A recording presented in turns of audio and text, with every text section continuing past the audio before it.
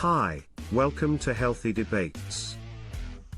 Today we look at something called the revolving door with specific regards to the pharmaceutical industry. This term refers to the practice of government officials or regulators leaving their government jobs to take positions in the private sector, often in industries they used to oversee. In the pharmaceutical industry, the revolving door is particularly prominent because the pharmaceutical industry is highly regulated, and government agencies such as the FDA play a critical role in drug development, approval, and pricing. Therefore, the industry has a strong interest in cultivating relationships with regulators and policymakers who can help shape regulations and policies in its favor. The revolving door process typically begins with a government official or regulator working in a role that regulates or oversees the pharmaceutical industry. This could be a staffer at the FDA, a member of Congress who sits on a committee that oversees healthcare legislation, or a state attorney general, who is responsible for investigating drug pricing practices. Over time, these individuals develop relationships with industry players and become familiar with the workings of the industry. They may also become frustrated with the slow pace of government work or the limitations of their positions, and start to consider a move to the private sector. When a job opportunity arises in the private sector, such as at a pharmaceutical company or lobbying firm, these officials or regulators may be offered high salaries, stock options, or other incentives to make the move. Once they make the move to the private sector, these individuals can use their knowledge, relationships, and influence to benefit their new employers. Or, they may be able to lobby the FDA to approve a drug more quickly, or to set a price that is more favorable to the company's bottom line. For example, former Senator Tom Daschle, most famous for the Daschle loophole, who served as Senate Majority Leader from 2001 to 2003, joined the law and lobbying firm Alston & Bird after leaving the Senate. The law firm, Alston & Bird, has represented several pharmaceutical companies, including Pfizer and Johnson & Johnson. Former Republican Congressman Billy Tauzin, who was instrumental in passing the Medicare Part D prescription drug benefit as chairman of the House Energy and Commerce Committee, became the head of the Pharmaceutical Research and Manufacturers of America, PHARMA, trade group after leaving Congress. Former Republican Congressman Jim Greenwood, who served as a member of the House Energy and Commerce Committee and helped draft the 21st Century Cures Act, joined the Biotechnology Innovation Organization, BIO, after leaving Congress. BIO represents a variety of pharmaceutical and biotech companies. Former Republican Congressman Billy Long from Missouri, who served on the House Energy and Commerce Committee and the Health Subcommittee, joined the lobbying firm Capital Counsel after leaving Congress. Capital Counsel represents several healthcare clients, including pharmaceutical companies such as GlaxoSmithKline and AbbVie. These types of moves erode public trust in government institutions.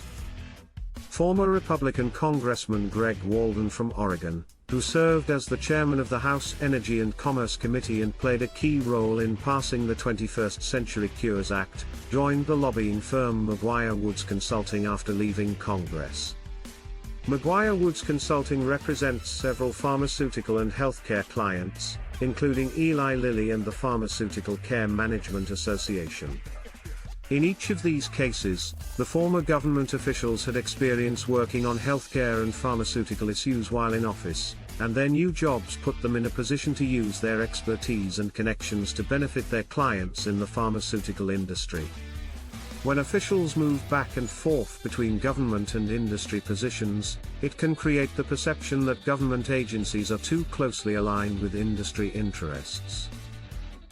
This leads to a loss of faith in government institutions and a belief that they are not acting in the public interest. There is a public perception that drug pricing policies are not transparent and are too heavily influenced by industry players. This is eroding public trust in government agencies such as the FDA and the Centers for Medicare and Medicaid Services, CMS, which are responsible for regulating drug pricing and ensuring that drugs are safe and effective. When the Medicare Part D prescription drug benefit program was established in 2003, its aim was to provide affordable prescription drug coverage to seniors. However, the pharmaceutical industry used its influence to shape drug pricing policy in its favor by preventing the government from negotiating drug prices directly with manufacturers. This allowed drug companies to charge high prices for drugs, leading to increased costs for seniors and taxpayers. The pharmaceutical industry lobbied aggressively to shape the Medicare Part D program in its favor.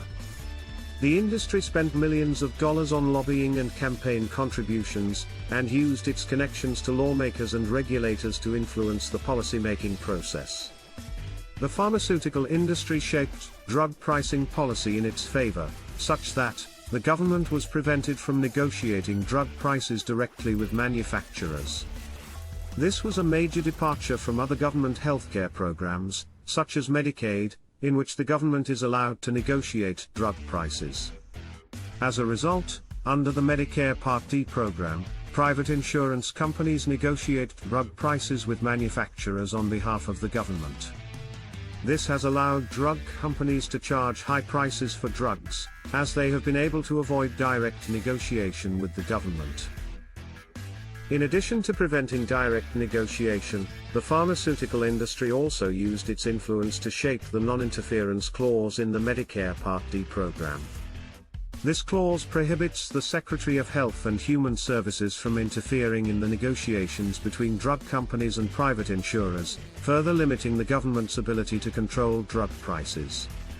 The industry also used its influence to shape the donut hole in the Medicare Part D program. The donut hole is a coverage gap in which seniors are responsible for paying the full cost of their prescription drugs after they have reached a certain threshold. This coverage gap was a concession to the pharmaceutical industry, which did not want the government to negotiate lower drug prices. All of this influence on the Medicare Part D program has had significant consequences for seniors and taxpayers. The result of these drug pricing policies is high drug prices for consumers and a lack of transparency in drug pricing policy.